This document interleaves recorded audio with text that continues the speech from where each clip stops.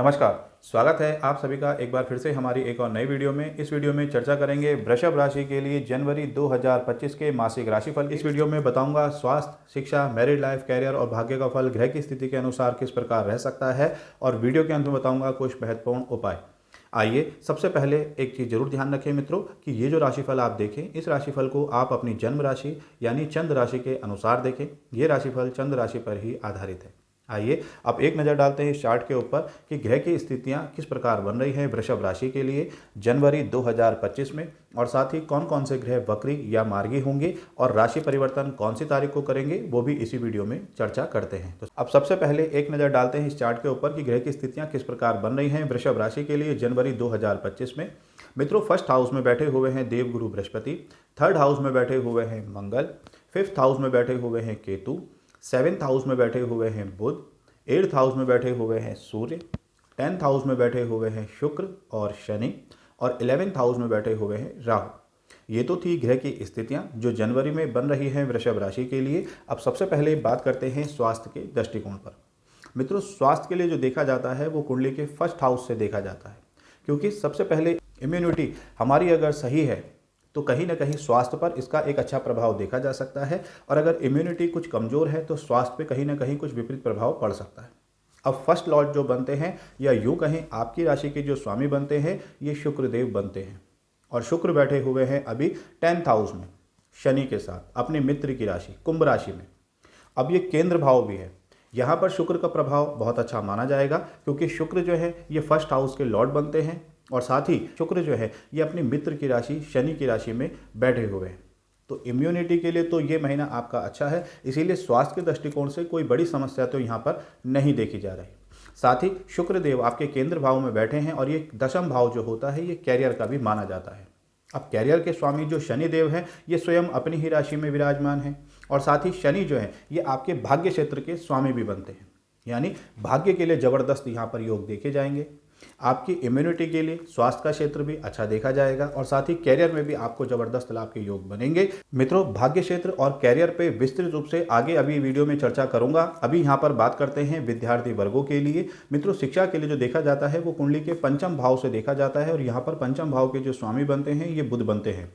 और मित्रों, बुध जो बैठे हुए हैं अभी सप्तम भाव में बैठे हुए हैं, जहाँ पर 8 नंबर लिखा हुआ है। साथ ही बुध जो है ये इस महीने 2 बार राशि भी परिवर्तन करेंगे। 4 जनवरी को बुध सप्तम भाव से निकलकर अष्टम भाव में गोचर करेंगे, जहाँ पे 9 नंबर लिखा हुआ है, और 24 जनवरी को बुध जो है ये अष्टम भाव से निकलकर फिर नवम भाव यानी भाग्य क्षेत्र जहाँ पर 10 नंबर लिखा हुआ है फिर यहाँ पर गोचर करेंगे। अब साथ ही बुध जो है ये बुद्धि के कारक माने जाते हैं, और ये आपको जबरदस्त आपकी बुद्धि को कुशाग्र बना सकते हैं।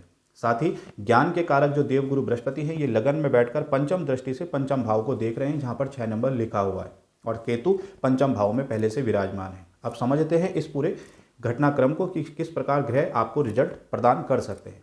मित्रों, अगर आप पढ़ाई को लेकर कोई रिसर्च कर रहे हैं, कोई डीप नॉलेज गेन करना चाहते हैं, तो जनवरी का महीना आपको ज़बरदस्त इसमें लाभ की स्थिति प्रदान कर सकता है, क्योंकि बुद्धि के कारक बुध आपके पंचम भाव के स्वामी ये केंद्र भाव में भी होने के साथ इनकी युति भी बनेगी, को ज्योतिष शास्त्र में बुध आदित्य योग कहा जाता है। और साथ ही देवगुरु बृहस्पति जो ज्ञान के कारक माने जाते हैं ये लगन में बैठकर पंचम दृष्टि से पंचम भाव को देख रहे हैं, तो यानी आपके ज्ञान की वृद्धि के लिए भी संकेत अच्छे हैं।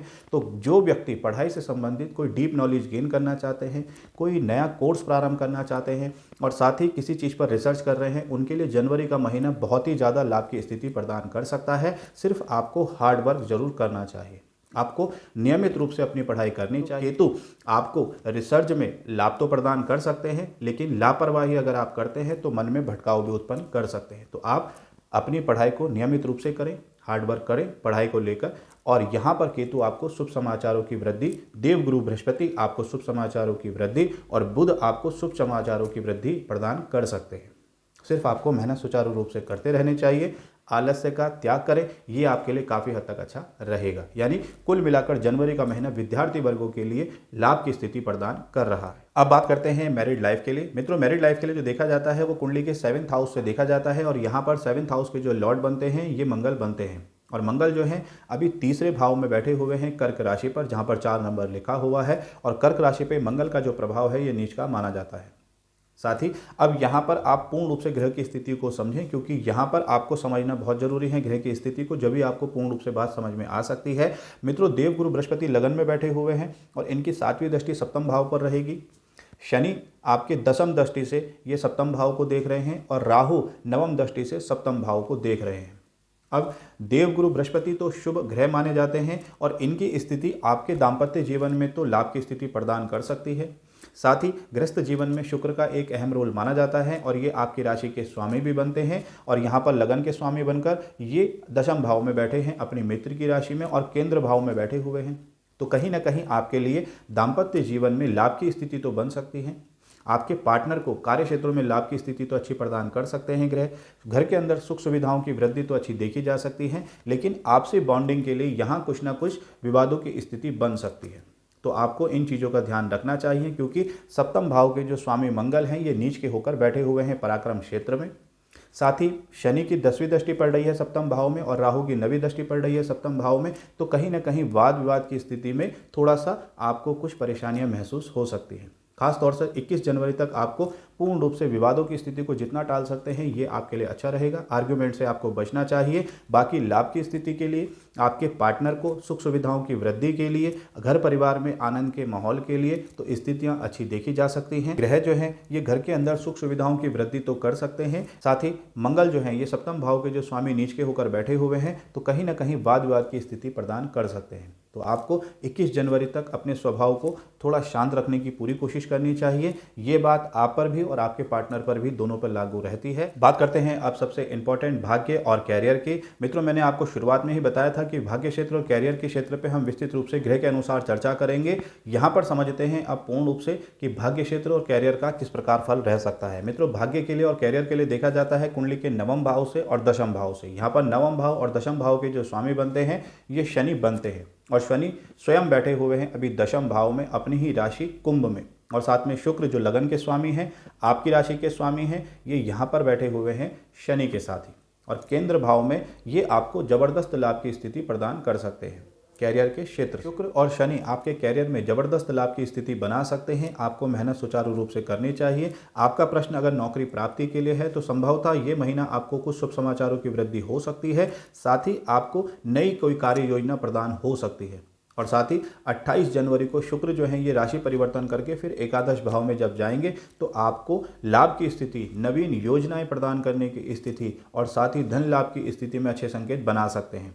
आपको यात्राओं के अच्छे योग बना सकते हैं। शुक्र के साथ साथ अगर हम सूर्य पर नज़र डालते हैं तो सूर्य अभी अष्टम भाव में बैठे हुए हैं और 14 जनवरी को सूर्य राशि परिवर्तन करके फिर ये 9वें भाव यानी भाग्य क्षेत्र में आएंगे, जहां पर 10 नंबर लिखा हुआ है और भाग्य की वृद्धि के अच्छे जबरदस्त योग बनाएंगे। और सूर्य जो है ये आपके चतुर्थ भाव के स्वामी हैं। चतुर्थ भाव से माता का सुख, वाहन का सुख, प्रॉपर्टी का सुख देखा जा सकता है। तो सूर्य जो है इन चीज़ों की वृद्धि के भी अच्छे संकेत बनाएंगे ही, साथ में आपके भाग्य को उन्नत भी प्रदान कर सकते हैं। तो विशेष करके आपको मेहनत सुचारू रूप से करते रहनी चाहिए, क्योंकि सूर्य के साथ साथ शनि का भी अहम रोल आपके भाग्य कुंडली में देखा जा सकता है। क्योंकि शनि जो है ये कर्म फलदाता माने गए हैं। तो आप जितना अपनी मेहनत करते हैं अपने भाग्य को लेकर, आप जितना मेहनत करते हैं अपने कैरियर को लेकर, तो सूर्य जो है इसमें सफलता प्रदान कर सकते हैं। तो कुल मिलाकर ये महीना आपके भाग्य और कैरियर के लिए जबरदस्त योग बना सकता है। साथ में शुक्र जो है ये आपके लगन के स्वामी जब केंद्र भाव में बैठे हुए हैं तो ये भी आपको एक अच्छा संकेत प्रदान कर रहे हैं।